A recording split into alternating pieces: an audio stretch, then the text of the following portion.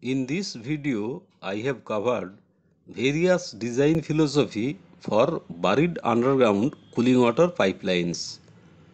First, purpose and general design criteria of buried underground line. Then, how to install flow measuring orifice on buried underground line. Then, how to install valve on buried underground line. Then, how buried underground line should cross cable trench and drain. Then, supporting philosophy of buried underground line. Then, arrangement of buried underground line at road crossing. Then, how to install pressure and temperature tapping on buried underground line. Then, how to drain buried underground line.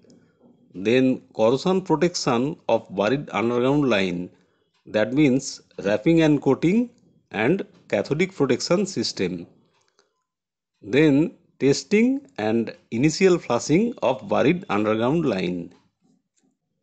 We normally go for buried underground piping for large diameter, low pressure cooling water lines. This is an installation of two cooling towers and cooling water pumps in front of cooling towers. There are two cooling water supply headers of 32-inch size from cooling water pump discharge to the plant.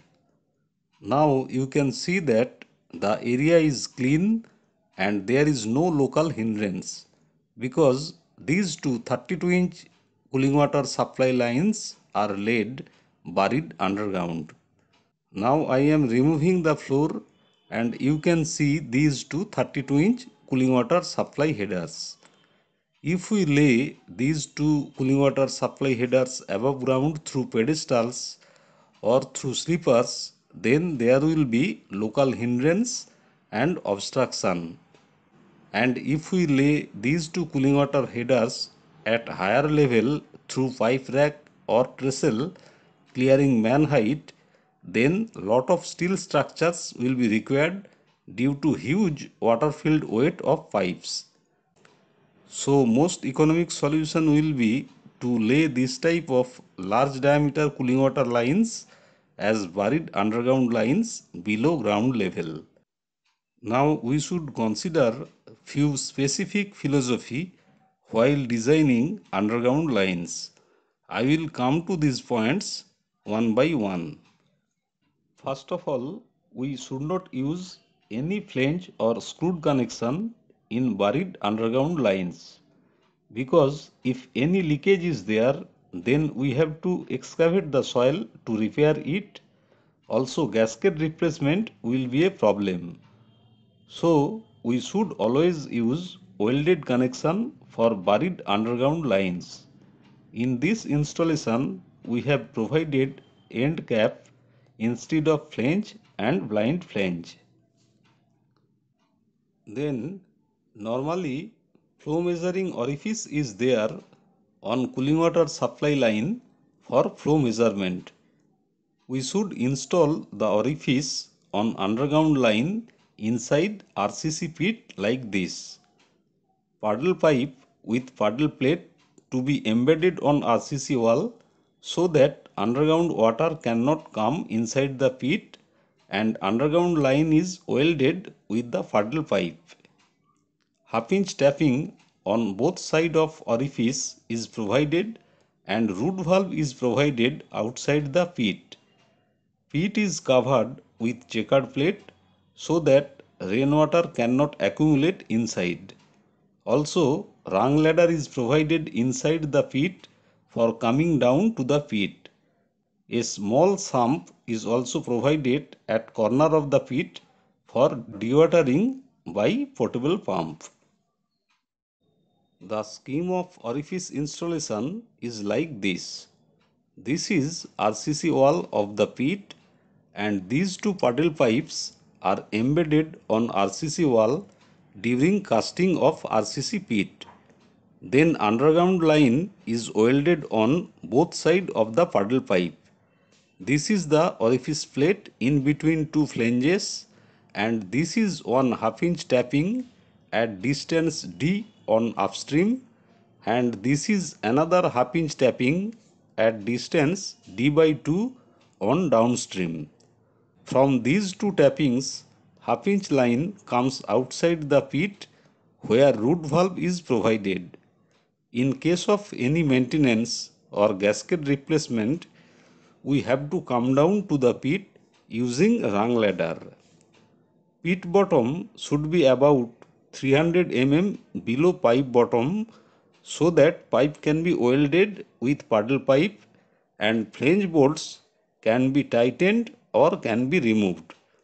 Top of underground pipe should be minimum 1 meter below the ground level or floor level. A small sump should be provided at pit corner for dewatering the pit if required using a portable pump. Normally, pit top is covered by RCC slab, but it will be very heavy to handle.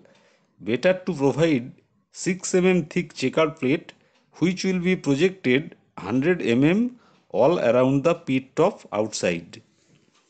We can install the orifice above ground also, but since orifice requires minimum 10D straight length at upstream and minimum 5D straight length at downstream, then a long length of pipeline will remain as above ground, which will create local obstruction and hindrance. So, it is better to install the orifice inside RCC pit.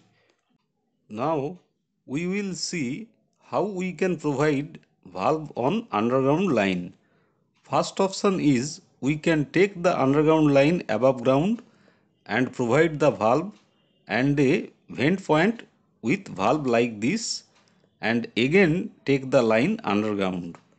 In this case, 4 numbers of elbows will be required, but valve operation, maintenance and gasket replacement will be easier. Second option is we can provide the valve on underground line inside RCC pit like this. In this case, pipeline will be straight without any elbow, but to operate the valve or for gasket replacement, we have to come down to the pit using rung ladder. So it will take time to open or close the valve. It will be better if we extend the spindle of the valve above. It will be better if we extend the spindle of the valve above the pit so that handwheel so that handwheel of handwheel of the valve will be above ground and opening or closing of the valve will be easy and quick. For valve spindle, there will be hole on checker plate, and for gasket replacement, we have to remove valve handwheel first by removing handwheel nut. Then we can enter to the pit removing the checker plate. This arrangement of valve installation is suitable for gate, globe and butterfly valve. But for control valve, we should come above ground because actuator is there, positioners are there. Now we will see how underground line should cross cable trench and drain. It is not possible to run the underground line straight after lowering cable trench locally because water will accumulate in the cable trench. So underground line should be laid below the cable trench using 4 numbers of 45-degree elbows. Same philosophy should be followed for crossing the drain. Now we will see how buried underground line is supported. Buried underground line is provided with continuous support at pipe bottom along the length of the pipe. First, earth is excavated like V shape. Then soil of bottom bed is compacted. Then 150 thick PCC is done along the pipe length. Pipe bottom rest over this PCC bed. Then backfilling is done using sand and loose soil. Since underground line bottom rest over the PCC bed, entire line is continuously supported and no bending moment occurs. That means no bending stress occurs. If there is any size reduction, we should always provide bottom flashed eccentric reducer so that entire line gets supported at bottom. If we provide concentric reducer, then bottom level of the pipeline changes, which may not get supported and will create bending moment and bending stress. Also, due to bottom flat eccentric reducer, cleaning and flushing of the line will be better because no debris will accumulate across the eccentric reducer. Now we will see what arrangement should be done for underground line at road crossing. At road crossing, additional vertical load comes to the underground line due to truck movement or crane movement. To protect the underground line at road crossing, underground line is laid inside RCC Hume pipe. RCC Hume pipe is of concrete pipe having reinforcement rod inside. Hume brothers discovered this type of RCC pipe in Australia in the year 1910. RCC Hume pipes are available in three grades: NP2, NP3 and NP4. NP means non-pressure pipe. NP2 is having lowest strength and NP4 is having highest strength. It is better to use NP4 Hume pipe at road crossing, and there should be about 200 gap between underground line and Hume pipe.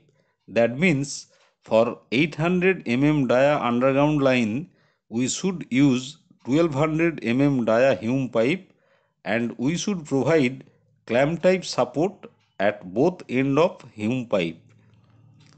Hume pipe is having one side male end and other side female end, and Hume pipes are joined using socket joint with rubber ring. Normally Hume pipes are available in 2 meter or 2.5 meter length. Then we will see how pressure tapping and temperature tapping is provided on underground line. For pressure tapping, we need to provide half-inch socket weld half coupling, and half-inch line is taken above ground and root valve is provided at above ground. For temperature tapping, we need to provide 1 inch or 1.5 inch socket weld half coupling, and pipe is taken above ground and flange is provided. Through this flange, thermoil is installed. Length of thermoil should be selected considering the height of the flange to the center of underground line. Then draining of underground line. Normally underground cooling water line need not be drained, but if we want to drain the underground line, then we should provide a drain valve below underground line inside a RCC pit. While draining, water to be pumped out from the pit using a portable pump. We could have taken drain tapping from underground line bottom and terminate the drain line to surface drain with an isolation valve at surface drain. But in most of the cases, it will not be possible because bottom level of underground line will be below the bottom level of surface drain. We can install valve or instrument tapping on the underground line utilizing this pit. Another arrangement of underground line draining is we need not install the header line inside RCC pit. We can take drain tapping from header pipe bottom and install the drain valve inside RCC pit. During draining, drain valve to be opened and water will be pumped out from the pit using a portable pump. Then corrosion protection of buried underground cooling water pipeline. There are two types of protection. One is primary or mandatory protection and another is secondary or additional protection. Primary or mandatory protection means by providing wrapping and coating on underground pipeline or using pre-coated pipeline. And secondary protection or additional protection includes by providing sacrificial anode type cathodic protection system or by providing impressed current type cathodic protection system for underground pipeline. Wrapping and coating consist of first primer, one coat of synthetic fast drying primer type B as per AWA-C 203. Then coal tar tape. The tape shall be coal tar component supported on fabric of organic or inorganic fibers. Two layers of coal tar based tape shall be applied as per AWA-C 203 and total thickness of wrapping shall be minimum 4 mm. After wrapping and coating and before lowering the line to underground, holiday leak testing shall be done to detect presence of any hole in wrapping and coating.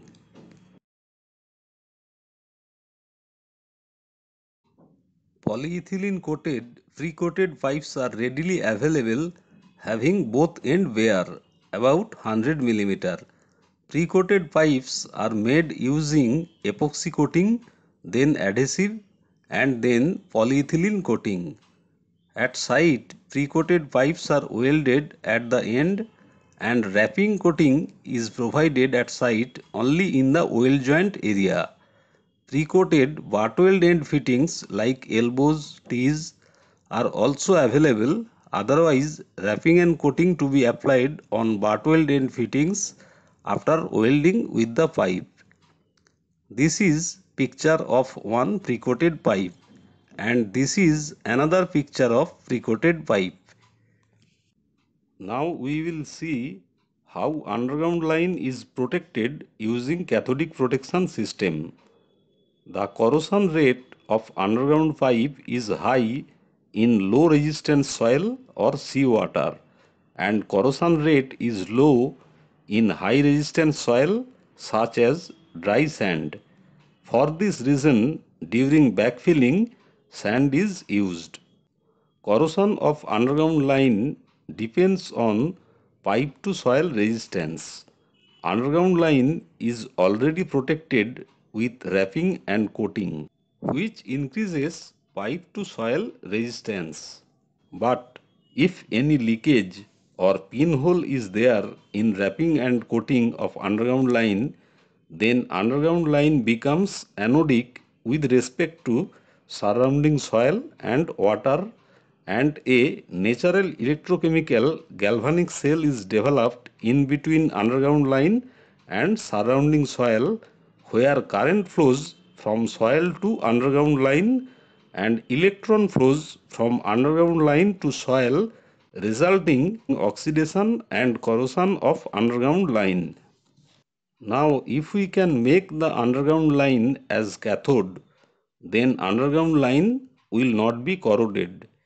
So we need to connect the underground line with a metal which is more negative in the galvanic series compared to underground pipe material. Magnesium, zinc and aluminium are more negative in galvanic series compared to iron.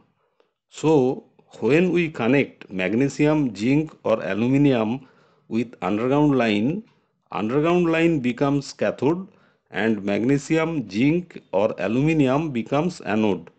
Current flows from underground line to anode and electron flows from anode to underground line. Thus, underground line does not corrode and anode material is consumed gradually. Since anode sacrifice to protect the underground line, it is called sacrificial anode type cathodic protection system.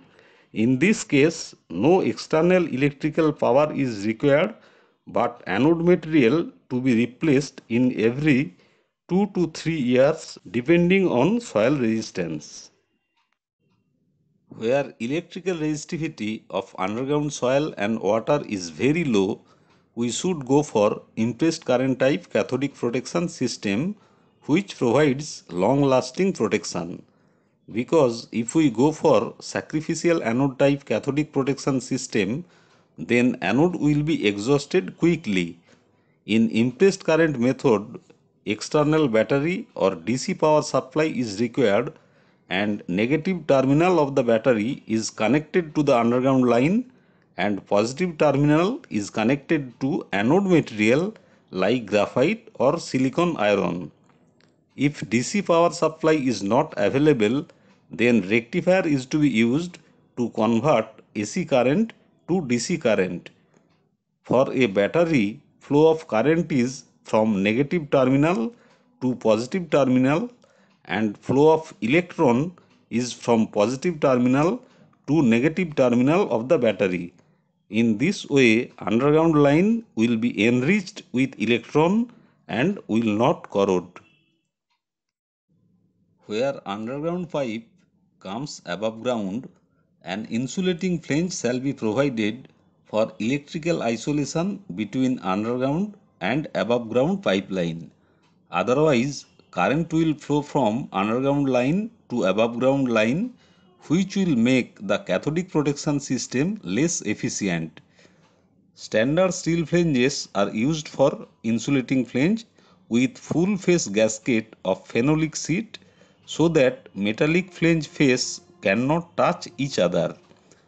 Also, metallic flange bolts are encased in a mylar sleeve for the width of two flanges and provided with a phenolic washer and then galvanized steel backup washer with metallic nuts. Now we will see how initial flushing and testing is done for underground line. After applying wrapping and coating and after laying the line on underground bed duly backfilled, initial flushing is done to remove all debris from the pipeline inside. Then hydrotesting of the line is done at 1.5 times of design pressure. In this sketch, underground line is indicated in blue color and above ground line is indicated in red color. When underground line comes above ground, flange connection is provided and up to this flange, underground line is tested using blind flange. For initial flushing, an interconnection is provided between cooling water supply and cooling water return header at the end of the header with a figure 8 blind installed above ground. During normal operation, this interconnection will remain closed using figure 8 blind, but during initial flushing, this interconnection line will be opened using figure 8 blind and all debris inside the line will flow from cooling water supply header to cooling water return header and all debris will be finally dumped to cooling tower sump. Also, during initial flushing, cooling water supply and return line to cooler is interconnected using an inverted U-shape spool for flushing above ground portion. Flushing will be better and more effective if we provide this interconnection line in underground along cooling water supply and cooling water return header and install the figure 8 inside RCC pit.